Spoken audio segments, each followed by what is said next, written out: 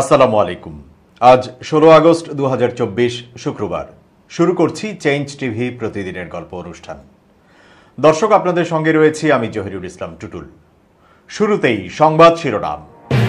যেভাবে গ্রেপ্তার হলেন গুম, খুন ও আয়নাঘরের মূল হোতা জিয়াউল আহসান, ডিবিতে যেমন কাটছে সালমান এফ রহমানের। হুঙ্কার দিলেন বৈষম্য বিরোধী ছাত্র আন্দোলনের সার্জিস আলম। এবার বিস্তারিত। আয়নাঘরের মাস্টার মাইন্ড সাবেক সেনা কর্মকর্তা মেজর জেনারেল জিয়াউল আহসানকে গ্রেপ্তার করা হয়েছে। রাজধানীর খিলক্ষেত এলাকা থেকে বৃহস্পতিবার রাতে তাকে গ্রেপ্তার করা হয়। নিউ মার্কেট থানার একটি হত্যা মামলায় তাকে গ্রেপ্তার করা হয়েছে। ঢাকা মহানগর গোয়েন্দা পুলিশের অতিরিক্ত কমিশনার মোহাম্মদ আশরাফুজ্জামান বিষয়টি নিশ্চিত করেছেন। তিনি বলেন, নিউ মার্কেট থানায় দায়ের করা দোকান কর্মচারী হত্যা মামলায় তাকে খিলক্ষেত এলাকা থেকে গ্রেপ্তার করা হয়েছে। জিয়াউল আহসানের বিরুদ্ধে অসংখ্য লোকের ফোনে আড়ি পাতা ও গুমের অভিযোগও রয়েছে। শেখ হাসিনা সরকার পতনের পরদিন 6 আগস্ট মেজর জেনারেল জিয়াউল আহসানকে সেনাবাহিনীর চাকুরি থেকে অব্যাহতি দেওয়া হয়। চাকুরি থেকে অব্যাহতি পাওয়া মেজর জেনারেল জিয়াউল আহসান 2022 সাল থেকে ন্যাশনাল টেলিকমিউনিকেশন মনিটরিং সেন্টার NTMCর মহাপরিচালক হিসেবে দায়িত্ব পালন করছিলেন। এর আগে তিনি ওই সংস্থার পরিচালকের দায়িত্বে ছিলেন। জিয়াউল আহসান র্যাবের অতিরিক্ত মহাপরিচালকও ছিলেন। এক সংবাদ বিজ্ঞপ্তিতে আন্তঃবাহিনী জনসংযোগ পরিদপ্তর ISPR এই তথ্য জানায়। তিনি সবশেষ national telecommunication monitoring centre NTMC এর মহাপরিচালকের দায়িত্বে ছিলেন। জিয়াউল আহসান নানা কারণে বিভিন্ন সময় আলোচিত সমালোচিত হয়েছেন। বিরোধী দলগুলোর অভিযোগ, আওয়ামী লীগ সরকারের গুম খুনের অনেক ঘটনায় তিনি জড়িত। বিশেষ করে সিলেটের বিএনপি নেতা ইলিয়াস আলীর অন্তর্ধান রহস্যের সঙ্গে বারবার তার নাম এসেছে। তিনি র্যাবের অধিনায়ক থাকাকালে আইন বহির্ভূত হত্যাকাণ্ডের জন্য তার বিরুদ্ধে অনেক অভিযোগ ওঠে। নারায়ণগঞ্জের আলোচিত 7 খুনের ঘটনায়ও তার নাম আলোচিত হয়। 2022 সালের জুলাই মাসে ব্রিগেডিয়ার জেনারেল থেকে মেজর জেনারেল পদোন্নতি পান জিয়াউল আহসান। 21 জুলাই তাকে প্রজ্ঞাপনের মাধ্যমে ATMCর মহাপরিচালকের দায়িত্ব দিতে জনপ্রশাসন মন্ত্রণালয়ে চিঠি দেওয়া হয়।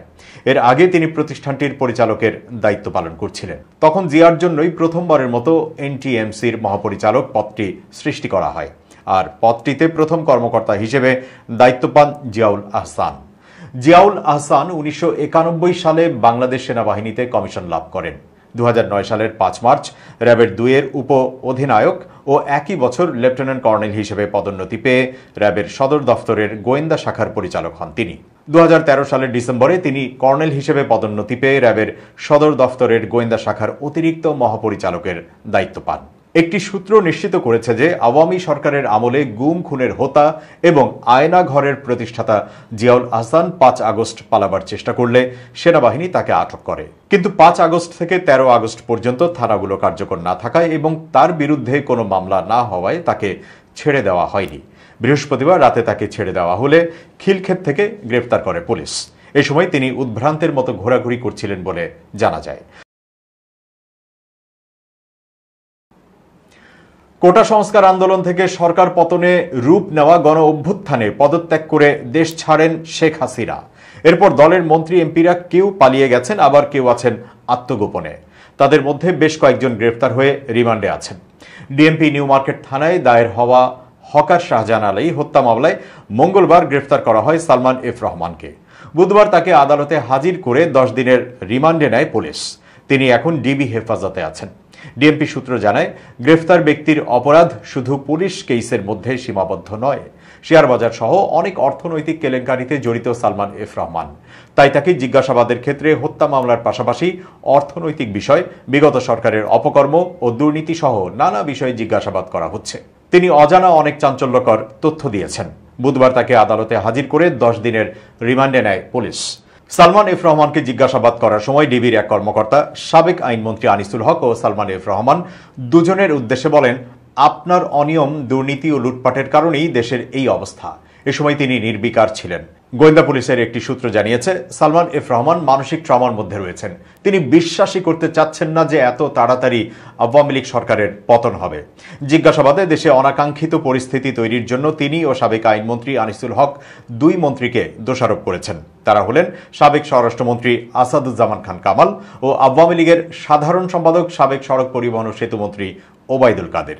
জিজ্ঞাসাবাদে আনিসুল হক বলেন, দেশে ছাত্র আন্দোলন শুরু হওয়ার পর আমি একটি সমাধানের দিকে যাচ্ছিলাম, কিন্তু সাবেক স্বরাষ্ট্রমন্ত্রী আসাদুজ্জামান খান কামাল ও সাবেক সেতুমন্ত্রী ওবায়দুল কাদেরের কারণে সেটা সম্ভব হয়নি। আন্দোলন দমনে তারা খুবই এগ্রেসিভ ছিলেন।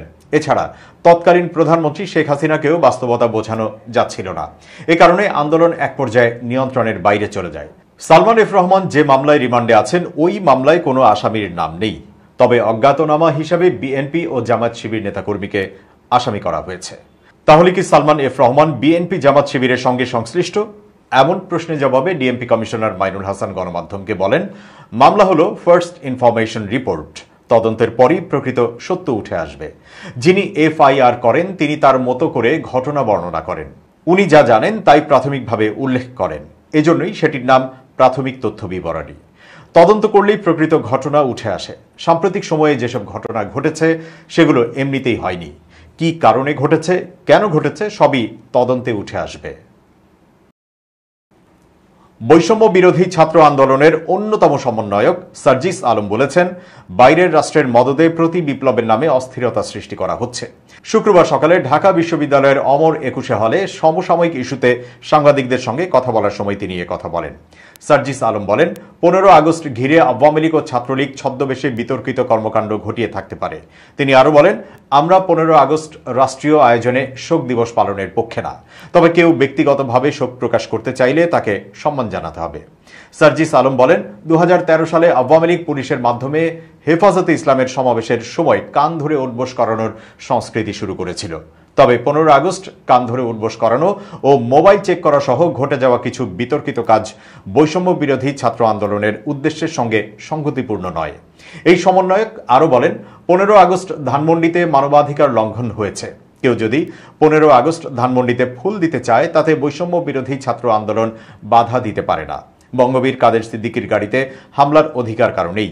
তাই এসবের সঙ্গে সমন্বয়ক বা অন্য কেউ জড়িত থাকলে বহিষ্কার এবং ব্যবস্থা নেওয়া হবে। এক সপ্তাহের ব্যবধানে অন্তর্বর্তী সরকারে যুক্ত হচ্ছেন আরও কয়েকজন উপদেষ্টা। ছাত্র জনতার গণ অভ্যুত্থানের মুখে গত 5 আগস্ট শেখ হাসিনা সরকারের পতনের পর নোবেলজয়ী অধ্যাপক মোহাম্মদ ইউনুসকে প্রধান উপদেষ্টা করে এই অন্তর্বর্তীকালীন সরকার গঠিত হয়েছিল। গত 8 আগস্ট প্রধান উপদেষ্টা সহ মোট 17 জন উপদেষ্টা শপথ গ্রহণ করেছিলেন। উপদেষ্টা পরিষদে নতুন 4 জনকে যুক্ত করা হলো শুক্রবার।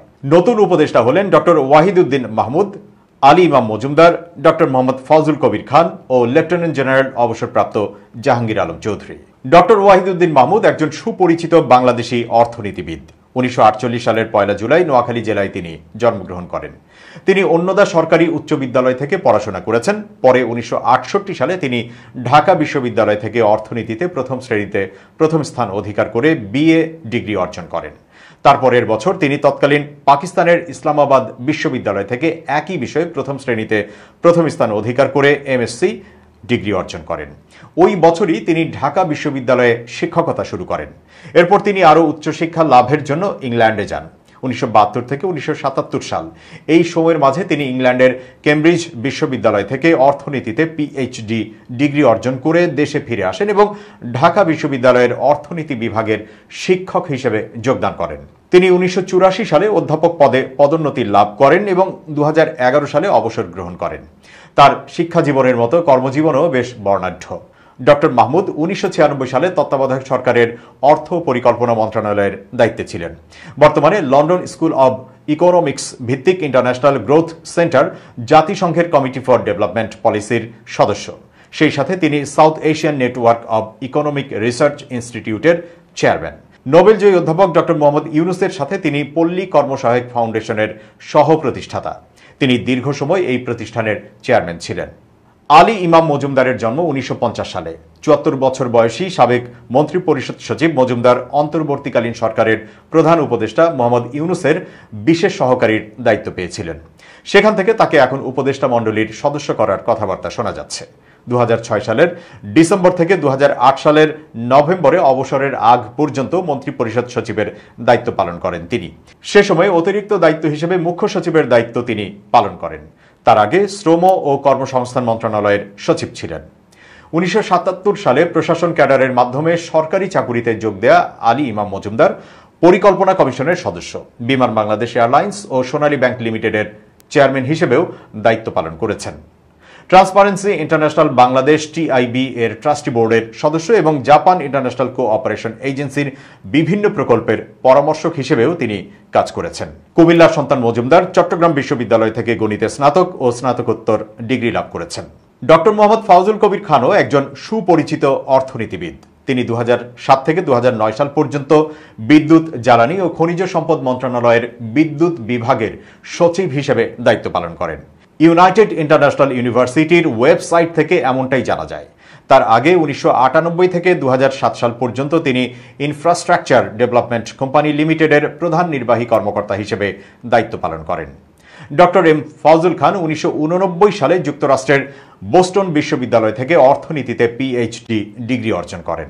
মুন্সিগঞ্জে জন্মগ্রহণ করা 71 বছর বয়সী লেফটেন্যান্ট জেনারেল অবসরপ্রাপ্ত জাহাঙ্গীর আলম চৌধুরী 2003 সাল থেকে 2006 সাল পর্যন্ত বাংলাদেশ রাইফেলস, বর্তমান বিজিবি এর মহাপরিচালক ছিলেন।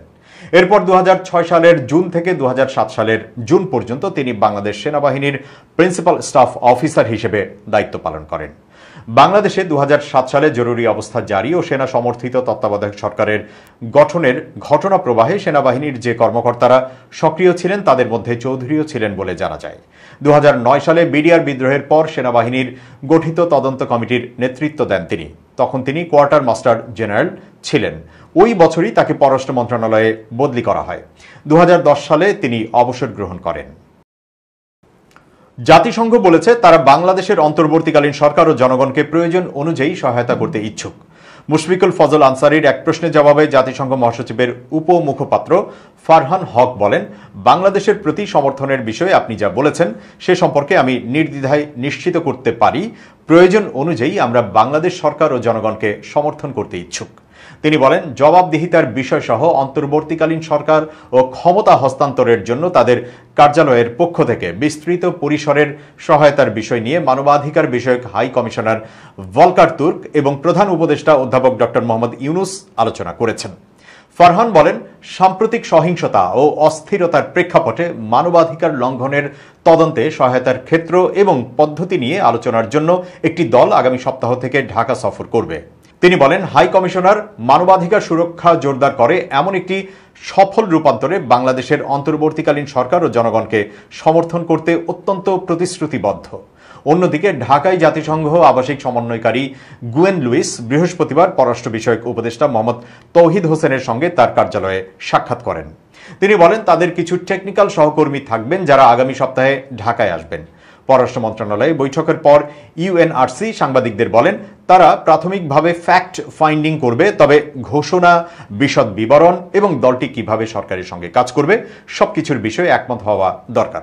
জাতিসংঘের আবাসিক সমন্বয়কারী বাংলাদেশের অন্তর্বর্তীকালীন সরকারের প্রতি জাতিসংঘের সমর্থনের কথা পুনর্ব্যক্ত করেন। উপদেষ্টা জাতিসংঘের কান্ট্রি টিমকে পারস্পরিক স্বার্থের বিভিন্ন ক্ষেত্রে তাদের কাজ চালিয়ে যাওয়ার উপর জোর দেন। তিনি সুশাসন ও আইনের শাসন প্রতিষ্ঠায় জাতিসংঘের গঠনমূলক সহযোগিতার উপর গুরুত্ব আরোপ করেন। লুইস স্বাধীন তদন্ত, অন্তর্বর্তীকালীন ন্যায় বিচার এবং মানবাধিকার সুরক্ষার জন্য আরও সমর্থনের বিষয়ে দৃষ্টিভঙ্গি তুলে ধরেছেন। সাক্ষাৎকালে তারা অর্থনৈতিক সহযোগিতা, এলডিসি উত্তরণ, জলবায়ু পরিবর্তন এবং বাংলাদেশের বিষয়ে জাতিসংঘের চলমান মানবিক কার্যক্রম নিয়েও আলোচনা করেন। উপদেষ্টা জনগণের, বিশেষ করে তরুণদের আকাঙ্ক্ষা পূরণে এবং অন্তর্বর্তীকালীন সরকারের কাছে তাদের প্রত্যাশা পূরণে জাতিসংঘের অর্থবহ সমর্থন কামনা করেন। এবার খুব জরুরি 1 মিনিট জানাচ্ছেন ইউনেস্কো ক্লাব পুরস্কার বিজয়ী সাংবাদিক আমিরুল মোমিনিন মানিক। খুব জরুরি 1 মিনিটে প্রত্যেককে আমন্ত্রণ। আপনার আশেপাশের অনেক অসহায় নিম্নবিত্ত মানুষ রয়েছে যারা অর্থাভাবে আইনগত সহযোগিতা পান না।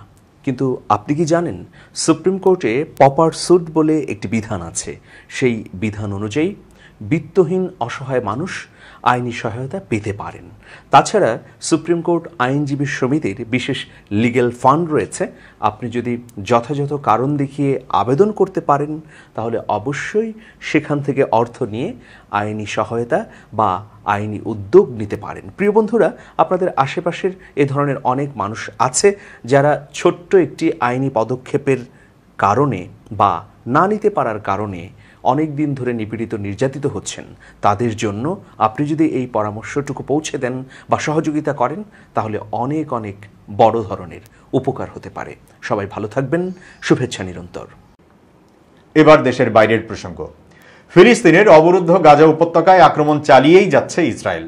দখলদার দেশটির বর্বরোচিত হামলায় গাজা ভূখণ্ড জুড়ে আরও 1 ডজনের মতো ফিলিস্তিনি নিহত হয়েছেন।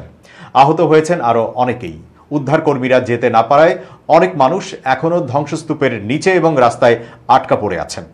আল জাজিরার প্রতিবেদনে বলা হয়েছে, গত 24 ঘন্টায় ফিলিস্তিনি ভূখণ্ড জুড়ে ইসরায়েলি হামলায় অন্তত 1 ডজন নিহত হয়েছেন। নতুনদের নিয়ে গত 10 মাসেরও বেশি সময় ধরে চলা হামলায় মৃতের সংখ্যা বেড়ে 40,000 ছুঁই করছে। গত 24 ঘন্টায় ফিলিস্তিনি ভূখণ্ড জুড়ে হামলায় ডজন খানিক নিহত হওয়ার পর ইসরায়েলি সামরিক বাহিনী হামাদ সিটিতে হামলা চালায়। ইসরায়েলি সামরিক বাহিনীর অভিযানে অধিকৃত পশ্চিম তীরের তুবাস গভর্নরেটে 5 জন নিহত হয়েছেন, যার মধ্যে তাম্মুন শহরে ড্রোন হামলায় মারা যাওয়া 4 ফিলিস্তিনিও রয়েছে। গত বছরের 7 অক্টোবর ইসরায়েলে ঢুকে গাজার শাসক দল হামাসের প্রাণঘাতী হামলার জবাবে উপত্যকায় প্রায় বিরামহীন হামলা চালিয়ে যাচ্ছে ইসরায়েল। হামাসের ওই হামলায় নিহত হয় 1200-র মতো ইসরায়েলি। ওই দিন 2 শতাধিক ইসরায়েলিকে বন্দী করে গাজায় নিয়ে আসেন সশস্ত্র ফিলিস্তিনিরা। ওই হামলার প্রতিক্রিয়ায় গাজায় নির্বিচার হামলা শুরু করে দেয় দখলদার দেশ ইসরায়েল। তাদের হামলা থেকে রেহাই পায়নি শিক্ষা প্রতিষ্ঠান, হাসপাতাল, মসজিদ কিংবা গির্জার মতো বেসামরিক স্থাপনা। 10 মাসেরও বেশি সময় ধরে চালানো হামলায় এখন পর্যন্ত 39,965 ফিলিস্তিনি নিহত হয়েছেন। আহত হয়েছেন 92,294 জন। দর্শক, শেষ করছি প্রতিদিনের গল্পের আজকের গল্প। changetv.press বাংলাদেশের ইউটিউব জার্নালিজমের অগ্রদূত। ভিজিট করুন এর ওয়েবসাইট www.changetv.press, youtube.com/changetvpress এবং সাবস্ক্রাইব করুন চ্যানেলটি। নিয়মিত লাইক, কমেন্ট ও শেয়ার করে আপডেট রাখুন নিজেকে। ভালো থাকুন, নিরাপদে থাকুন। শুভেচ্ছা নিরন্তর।